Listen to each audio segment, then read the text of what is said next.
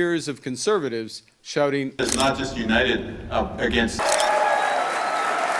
at, reflecting the fact that he... and the team and myself look forward to doing that. The CPP rule book that almost nobody talks about, and it may be the single most misunderstood figure in the entire program. One monthly deposit, one combined check, a maximum of $1,531.56, and an average that lands far, far below it. Today, we are going to unpack exactly how that combined payment is built, why two benefits you have both legally earned do not simply get added together, and why thousands of Canadians open their statement expecting one amount and receive something much smaller. If you or someone in your family is a survivor, stay with me, because the rule I am about to explain is the reason so many people feel shortchanged, and understanding it changes how you plan.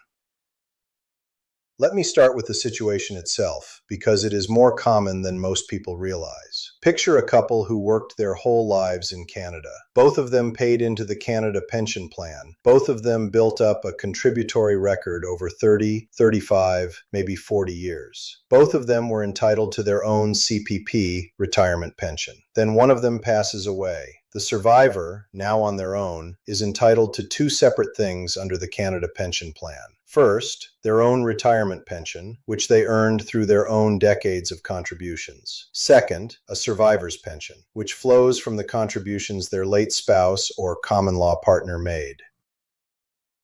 Two distinct entitlements, two separate calculations, two different sources of credit. And yet, when Service Canada processes the file, the survivor does not receive two payments. They receive one, a single combined monthly amount, deposited on the same day as every other CPP payment, showing up as one line on their bank statement. That single line is what we are dissecting today. Here are the two numbers that matter most. The maximum combined survivors and retirement pension is $1,531.56 per month. The average amount actually being paid out to people receiving this combined benefit is $1,140.69 per month. Now sit with that gap for a second because it tells a story. The distance between the maximum and the average is roughly $390 a month. Across a year, that is nearly $4,700. And the reason for that gap is not bureaucratic cruelty or a mistake in the system. It is the direct result of how the combining rule works, layered on top of how most Canadians' actual work histories look. So let us take the rule apart piece by piece. The first thing to understand is that the Canada Pension Plan was built on a principle that goes all the way back to its founding in the 1960s. That principle is simple to state and enormously consequential in practice. One person receives one pension. The plan was designed to replace a portion of the income a household lost, not to allow a single individual to stack multiple full benefits on top of one another. When the architects of the program sat down to design survivor protection, they were thinking about a very specific problem. President Trump's position, as we have welcomed his engagement from the start in this conflict, he's played, as usual, a decisive role. In that era, one spouse typically had a long contributory record, and the other had little or none. The survivor's pension existed so that a widow or widower would not fall into poverty when the earning spouse died. It was protection against destitution, not a second retirement income. That original design assumption has aged in an interesting way. Today, in most Canadian households, both partners worked, both contributed, both built real records. But the combining rule that flowed from that 1960s assumption is still in place, and it still governs how your check is calculated. Here is what the rule actually does. When you are entitled to both a survivor's pension and your own retirement pension, the Canada Pension Plan does not calculate them separately and hand you the sum. Instead, it combines them into a single benefit, and it applies a ceiling to that combined amount. The ceiling is tied to the maximum retirement pension payable to a single contributor. In other words, your combined payment generally cannot exceed what one person could receive as a full retirement pension in their own right, with a specific and important exception that I will come to shortly. Think about what that means in practice.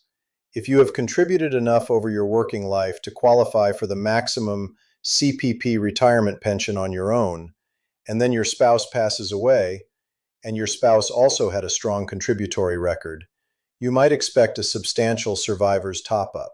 In reality, you may receive very little additional money, or in some cases, nothing at all.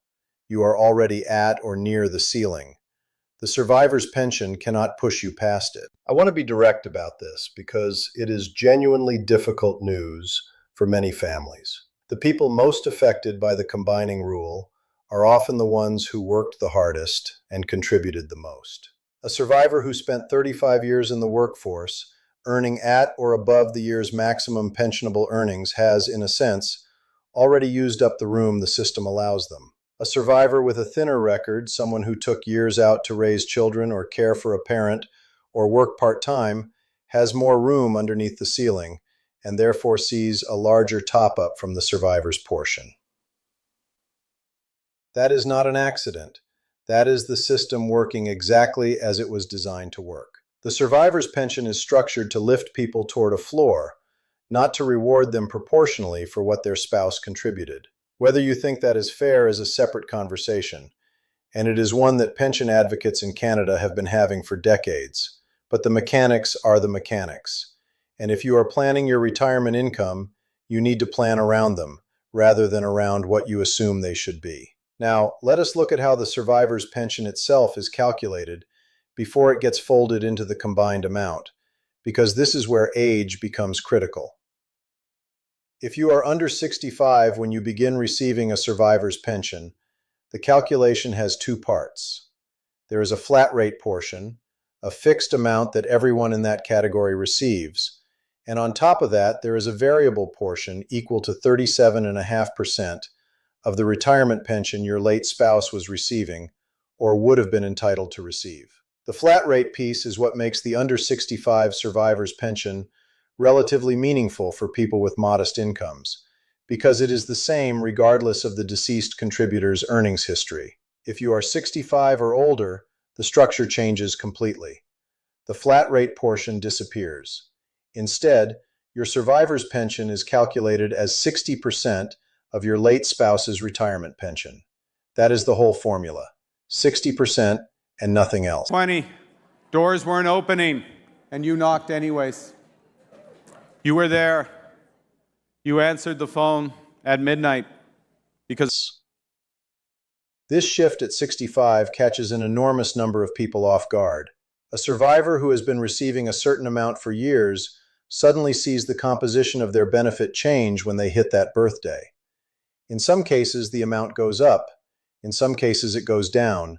And in many cases, it stays roughly flat because the combining rule was already limiting things. But the underlying arithmetic is different on either side of 65. And if nobody explains that to you in advance, the change feels arbitrary. To build Canada strong. It's already working. Let's keep going. Thank you for your time. I know it's precious. Let me walk you through some scenarios so this stops being abstract. Scenario 1. A woman is 67 years old. She worked for 22 years, mostly part-time, while raising 3 children. Her own CPP retirement pension is modest, sitting well below the maximum. Her husband worked full-time for 38 years at good wages and was receiving a retirement pension close to the maximum when he died. Her survivor's pension, calculated at 60% of his pension, is substantial. Because her own retirement pension is small, there is plenty of room underneath the combined ceiling. She receives most or all of that survivor's amount as a genuine addition to her income. Her combined check could land comfortably above the average figure, potentially approaching the maximum. This is the survivor's pension doing precisely what it was designed to do. Scenario 2. A man is 68 years old. He worked continuously for 40 years at or above the earnings ceiling and qualifies for the maximum CPP retirement pension in his own right. His wife also worked for 30 years and had a strong pension of her own.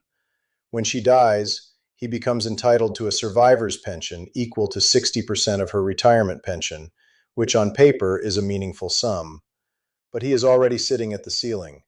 The combined benefit rule caps what he can receive.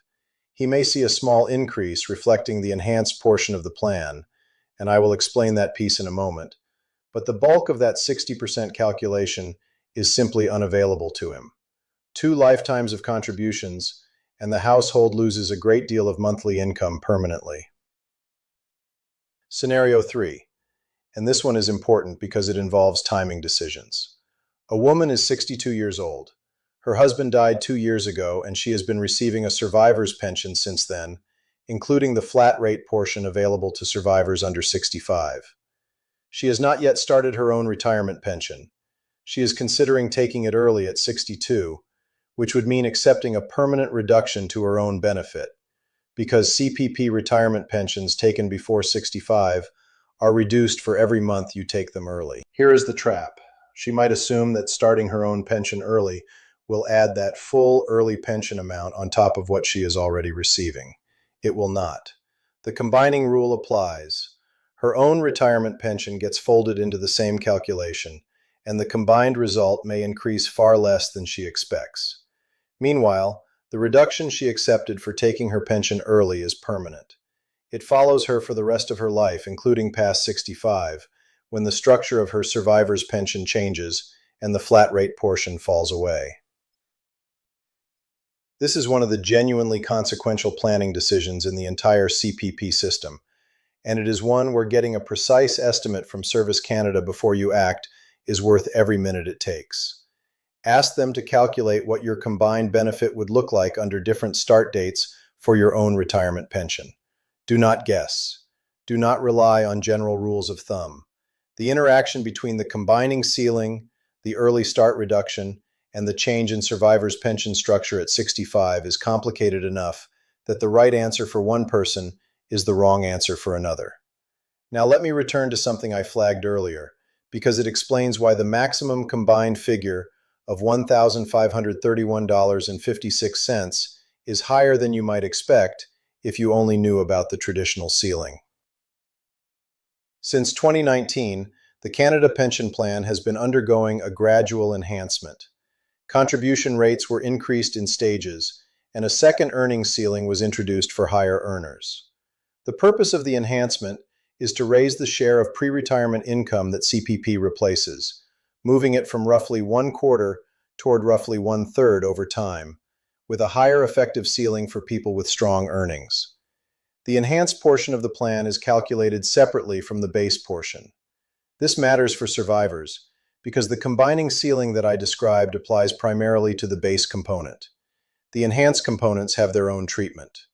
What that means in practical terms is that as the enhancement matures and as more people retire with enhanced contributions on their record, the maximum possible combined survivor and retirement amount has been climbing above the old base ceiling. This is a slow-moving change, and for people retiring today, the enhanced portion is still relatively small because it only reflects contributions made since 2019. Someone who retired in 2020 has only 1 year of enhanced contributions. Someone retiring in 2040 will have 2 decades of them. Over the coming years, the gap between the base ceiling and the true maximum combined amount will widen, and survivors will see modestly better outcomes than survivors do today. I mention this not to promise anyone a windfall, because the effect is incremental, but because it explains why the numbers you may have seen quoted years ago no longer match what you see today. The system is in transition, and the maximum figures shift each year with both inflation indexing and the ongoing rollout of the enhancement. Let us talk now about the practical side, because knowing the rules does you no good if the application never gets filed correctly. The survivor's pension is not automatic. Let me repeat that because it is the single most expensive misunderstanding in this area. Nobody at Service Canada is going to notice your spouse died and start sending you money. You must apply. If your late spouse was receiving CPP, their benefit stops, and unless you take action, nothing replaces it. The application requires documentation. You will need proof of death. You will need the deceased's social insurance number and your own. You will need proof of your relationship, which for married couples means a marriage certificate, and for common law partners means a statutory declaration, along with supporting evidence that you live together in a conjugal relationship for at least 1 year before the death. That common law documentation trips people up regularly, so if you were in a common law relationship, start gathering evidence early. Joint bank accounts, shared leases or mortgage documents, insurance policies naming each other, correspondence to a shared address, all of it helps. Retroactivity is limited. The Canada Pension Plan will generally pay a survivor's pension retroactively for a maximum of 12 months from the date your application is received. If you wait 2 years to apply, you do not get 2 years of back payments. You get 12 months, and the rest is simply gone. In a period when a family is grieving and paperwork is the last thing on anyone's mind, this rule quietly costs Canadians a great deal of money every single year. If you are watching this and there has been a death in your family within the past year, please make the application a priority this week. There is also a separate one-time death benefit payable to the estate, which is distinct from the ongoing survivor's pension. It is a single lump sum, it is applied for separately, and it is intended to help with immediate costs. If you are handling an estate, do not overlook it, and do not confuse it with the monthly survivor's benefit. They are two different things with two different applications. A few more points that come up constantly and deserve clear answers. Remarriage does not end your survivor's pension. This was a rule in the past and it was eliminated decades ago, but the belief persists and it causes real anxiety. If you remarry, your CPP survivor's pension continues. Full stop. If you were separated but not divorced from your spouse when they died, you may still be eligible for the survivor's pension, though the situation can become complicated if there is also a common law partner in the picture. Legal separation and divorce are treated differently under the plan, and if your circumstances are anything other than straightforward, this is a case where speaking directly with Service Canada or a qualified advisor is worth the effort. Credit splitting is a related mechanism worth knowing about. When a marriage or common law relationship ends in separation or divorce, the CPP contributions both partners made during the relationship can be divided equally between them. This is separate from the survivor's pension, but it can materially change a person's own retirement pension amount, and therefore change how the combining rule affects them later. The combined benefit is taxable income. It is treated the same way any CPP payment is treated for tax purposes. If your income situation changes significantly after your spouse's death, and it very often does, take a look at whether your tax withholding needs to be adjusted so you are not caught by a bill in April. And one point that connects to the broader retirement income picture. The loss of a spouse frequently changes eligibility for other programs. Old age security continues based on your own residency history and is unaffected by the combining rule. But the guaranteed income supplement is income tested, and a change in household composition and total income can change your GIS entitlement. 500,000 jobs and over $100 billion in new investment.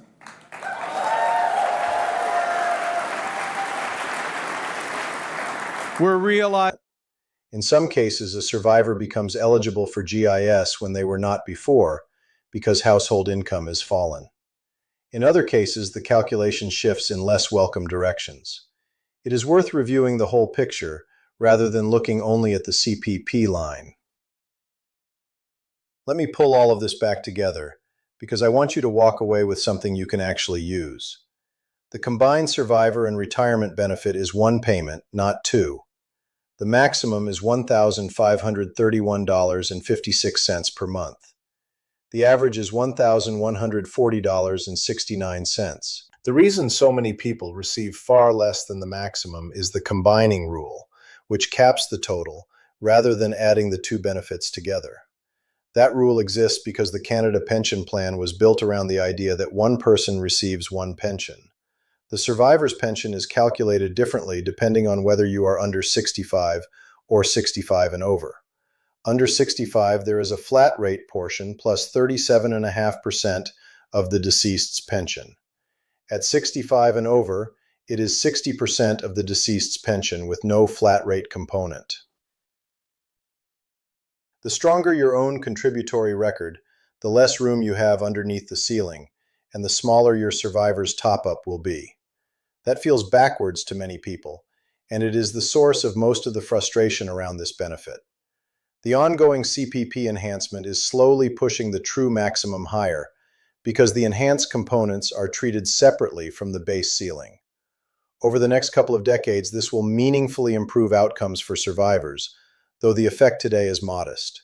And most importantly, apply promptly, because retroactivity is capped at 12 months, and get a personalized estimate before you make any decision about when to start your own retirement pension, because the interaction between early start reductions and the combining ceiling can quietly cost you thousands of dollars over a lifetime. If you are watching this because you have recently lost your spouse, I want to say something beyond the arithmetic. Dealing with pension paperwork in the middle of grief is one of the hardest administrative burdens anyone faces. If you have family members who can help you gather documents and sit with you while you fill out forms, let them. And if the numbers are not what you hoped they would be, understand that it is not because you did something wrong or missed a form. It is the structure of the system, and knowing that structure is the first step toward planning around it. If this helped clarify something you had been confused about, let me know in the comments, and tell me whether the combined benefit worked out the way you expected in your own family. Those comments help other people more than you might think, because so many Canadians go through this without anyone explaining the rules to them in plain language. Will Mr. Poyet be able to pivot and talk to the broader Canadian electorate and be able to accumulate some goodwill, some good points?